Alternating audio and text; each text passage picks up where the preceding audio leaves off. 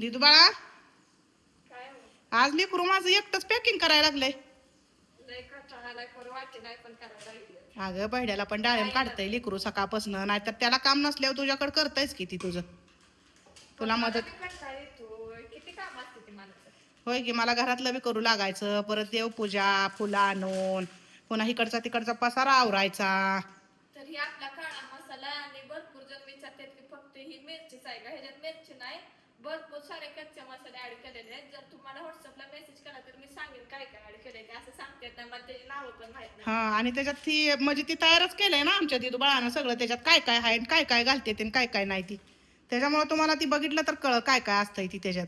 आणि ही जर आपला जर मसाला टाकला ना भाजीला तर दुसरा कुठलाच मसाला ऍड करायची गरज नाही. आणि ही भरपूर मसाला ऍड असल्यामुळे तुम्हाला दुसरं काय वापरायची गरज नाही. त्याला टेस्ट येतेच हा मसाला टाकला. हे घरगुतीच आणि काळा इसूरच घरीच बनवलेला आहे बरं का. आणि ह्याच्यात नाही ती मसाला इथं एवढं असं मसाला इथं की म्हणजे काय काय जणांची नावं माहिती बरं का, पण एवढी कसं घ्यायचं.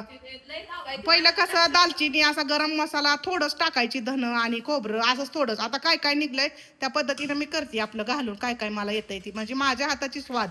जर तुम्हाला घ्यायची असेल आपण घरीच करतो. भरपूर जण विचारतात की घरगुतीच आहे का, घरगुतीच आहे.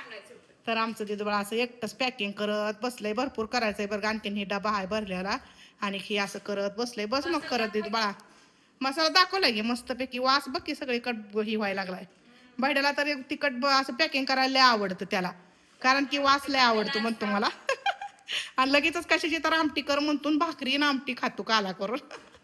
चल मग तिथं बाळा घे आवरून, मला बनलाय किचन मध्ये राडा पडलाय अगं.